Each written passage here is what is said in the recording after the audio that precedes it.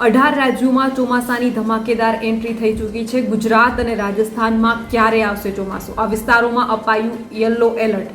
અરબી સમુદ્ર પછી હવે બંગાળની ખાડીમાં લો પ્રેશરનો એરિયા ડેવલપ થઈ રહ્યો છે, તે હવે ડિપ્રેશનમાં ફેરવાઈ ગયો છે।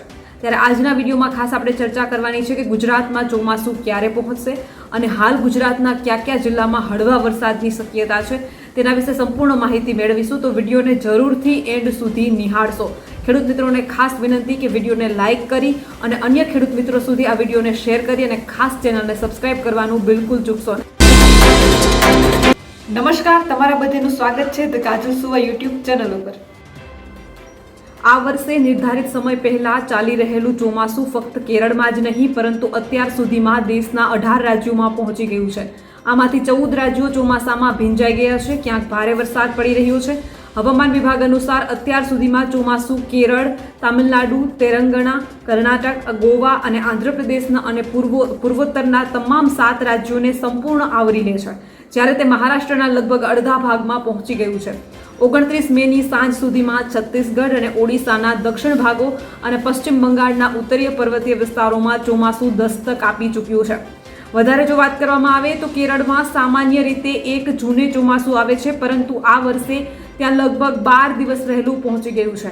તેવી જ રીતે ચોમાસું 5 જૂનની આસપાસ કર્ણાટક અને આંધ્રપ્રદેશમાં પહોંચે છે, પરંતુ ત્યાં પણ ચોમાસું સમય કરતાં પહેલાં એટલે કે 26 મેના રોજ પહોંચી ગયું છે। 26 મેના રોજ તેલંગાણામાં પહોંચેલું દક્ષિણ પશ્ચિમ ચોમાસું હવે સમગ્ર રાજ્યોને આવરી લે છે। સામાન્ય રીતે દર વર્ષેની જો વાત કરવામાં આવે તો દર વર્ષે 10 જૂનની આસપાસ ચોમાસું અહીં પહોંચે છે, પરંતુ આ વર્ષે ચોમાસું 15 દિવસ વહેલું આવી ગયું છે। દક્ષિણ પશ્ચિમ ચોમાસું 28 અને 29 મેના રોજ મહારાષ્ટ્રના કેટલાક વધુ ભાગો, કર્ણાટકના બધા ભાગો, આંધ્રપ્રદેશના બાકીના બધા ભાગો, છત્તીસગઢ અને ઓડિશાના કેટલાક ભાગો અને પશ્ચિમ મધ્ય બંગાળની ખાડીના બાકીના ભાગોમાં આગળ વધ્યું છે। આગામી 24 કલાક માટે શું આગાહી છે તે પણ જાણી લઈએ। હવામાન વિભાગે તેની નવીનતમ આગાહીમાં કહ્યું છે કે આગામી 24 થી 48 કલાક દરમિયાન દક્ષિણ પશ્ચિમ ચોમાસું છત્તીસગઢ, ઓડિશા, મહારાષ્ટ્ર અને પશ્ચિમ બંગાળના કેટલાક વધુ ભાગોમાં આગળ વધવા માટે અનુકૂળ પરિસ્થિતિઓ છે। હવામાન વિભાગે કહ્યું છે કે બંગાળની ખાડી પર બનેલા ભારે લો પ્રેશરને કારણે આગામી કેટલાક દિવસો માટે કેટલાક દરિયાકાંઠાના રાજ્યો, ખાસ કરીને પશ્ચિમ બંગાળ, ઓડિશા, આંધ્રપ્રદેશમાં ભારે વરસાદની આગાહી તેમણે વ્યક્ત કરી છે। અરબી સમુદ્ર બાદ હવે બંગાળની ખાડીમાં ગતિવિધિઓ તીવ્ર બની છે। પહેલા એક નીચા દબાણનો વિસ્તાર બન્યો હતો અને તે ધીમે ધીમે ડિપ્રેશનમાં ફેરવાઈ ગયો અને પછી ગુરુવારે ડીપ ડિપ્રેશનમાં ફેરવાઈ ગયો હતો અને આને કારણે ઓડિશામાં ભારેથી અતિ ભારે વરસાદની શક્યતા નોંધપાત્ર રીતે વધી ગઈ છે। ભારતીય હવામાન વિભાગ એટલે કે IMD દ્વારા આ અંગે ચેતવણી જાહેર કરવામાં આવી છે। બંગાળની ખાડીમાં ઋતુગત ફેરફારોને કારણે દેશમાં પૂર્વ ભાગોમાં દક્ષિણ પશ્ચિમ ચોમાસાની ગતિ વધુ વધવાની શક્યતા વધી ગઈ છે। તમને જણાવી દઈએ કે ચોમાસું સમય પહેલા કેરળ અને મહારાષ્ટ્રમાં પહોંચી ગયું છે। આને કારણે કેરળથી મહારાષ્ટ્ર અને ગોવા સુધી ભારેથી અતિ ભારે વરસાદ આવી રહ્યો છે। બંગાળની ખાડીમાં ઉત્તર પશ્ચિમ ક્ષેત્રમાં રચાયેલું દબાણ હવે ડીપ ડિપ્રેશનમાં ફેરવાઈ ગયું છે, જેના કારણે ઓડિશાના ઘણા ભાગોમાં ભારેથી અતિ ભારે વરસાદની આગાહી કરવામાં આવી છે।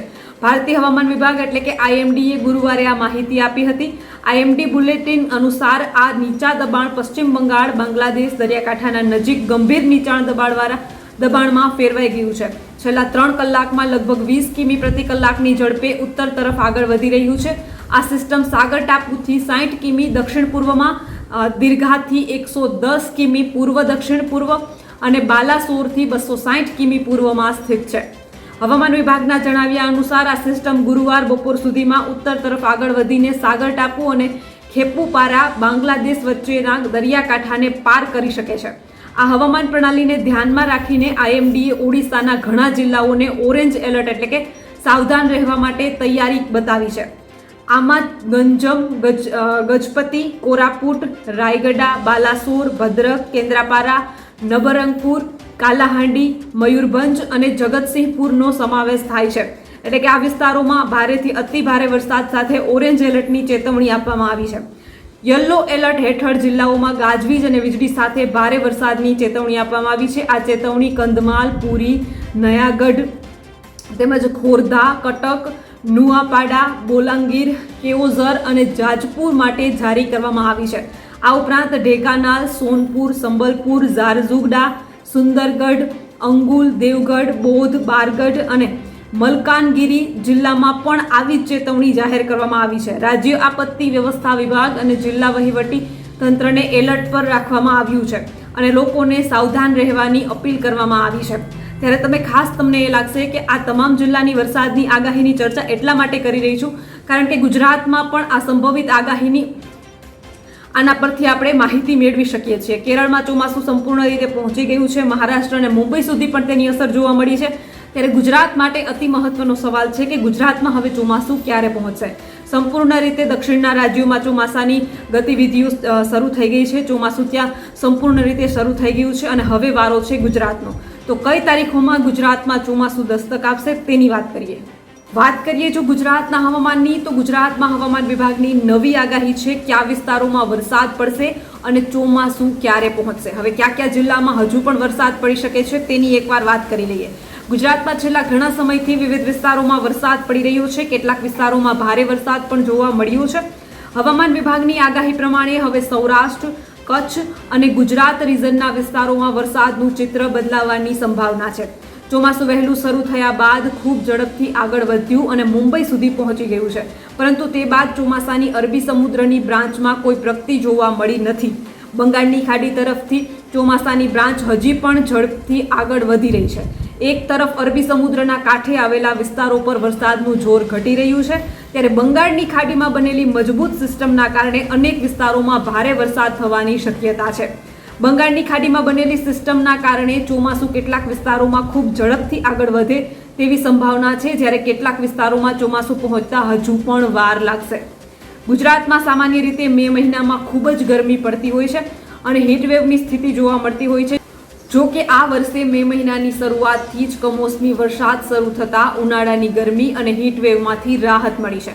હવામાન વિભાગના જણાવ્યા પ્રમાણે આગામી દિવસોમાં રાજ્યમાં હવે વરસાદનું પ્રમાણ ઘટવાની શક્યતા છે અને વરસાદના વિસ્તારોમાં પણ ઘટાડો થવાની શક્યતા છે. હવામાન વિભાગની આગાહી પ્રમાણે હાલ રાજ્યમાં વરસાદ ધીમો પડી જશે અને માત્ર દક્ષિણ ગુજરાતના કેટલાક વિસ્તારો તથા સૌરાષ્ટ્રના દક્ષિણ તરફના વિસ્તારોમાં છૂટો છવાયો વરસાદ થવાની શક્યતા છે.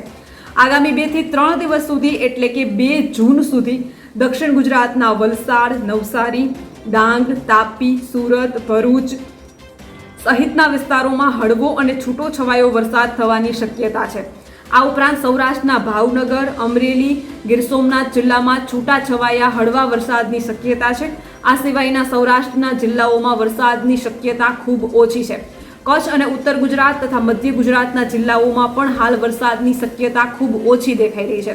મોટાભાગના વિસ્તારોમાં ગરમી પડવાની શક્યતા છે. આજથી સૌરાષ્ટ્ર અને કચ્છના વિસ્તારોમાં પવનની ગતિમાં વધારો થવાની શક્યતા છે. ઉત્તર ગુજરાતના કેટલાક વિસ્તારોમાં પણ પવનની ગતિ વધે તેવી શક્યતા છે. તો 3 જૂનની આસપાસ રાજ્યમાં ફરીથી વરસાદી ગતિવિધિ વધે તેવી શક્યતા છે, પરંતુ સાર્વત્રિક વરસાદ થાય તેવી શક્યતા ખૂબ ઓછી છે. હવામાન વિભાગે મે મહિનાના અંતમાં ચોમાસાના 4 મહિનામાં કેટલો વરસાદ થશે તે અંગેનું ફરીથી પૂર્વાનુમાન રજૂ કર્યું છે. આ પૂર્વાનુમાન પ્રમાણે ચોમાસાના 4 મહિના દરમિયાન સમગ્ર દેશમાં સરેરાશ કરતાં વધારે વરસાદ થવાની શક્યતા છે. લાંબા ગાળાના સરેરાશના 106% વરસાદનું પૂર્વાનુમાન હવામાન વિભાગે રજૂ કર્યું છે. દેશની સાથે ગુજરાતમાં પણ મોટા ભાગના વિસ્તારોમાં તેની સરેરાશ કરતાં વધારે વરસાદ થવાની શક્યતા છે. એમાં સૌરાષ્ટ્રના દરિયાકાંઠાના વિસ્તારો તથા દક્ષિણ ગુજરાતના વધારે વરસાદ થવાની શક્યતા છે.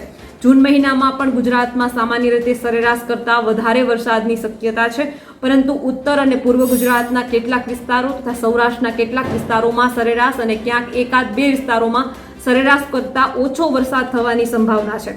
ગુજરાતમાં જૂન મહિનામાં ચોમાસાની શરૂઆત થતી હોય છે અને સામાન્ય રીતે અડધા મહિના બાદ વધારે વરસાદ થતો હોવાથી રાજ્યમાં જૂનમાં સરેરાશ વરસાદ ઓછો રહે છે. ગુજરાતમાં સૌથી વધારે વરસાદ જુલાઈ અને ઓગસ્ટ મહિનામાં પડે છે અને આ વરસાદ ખેતી માટે ખૂબ મહત્વનો છે. અને વાવણી થશે તો આ વર્ષે કઈ તારીખોમાં વાવણી થઈ શકે છે તેની વાત કરીએ.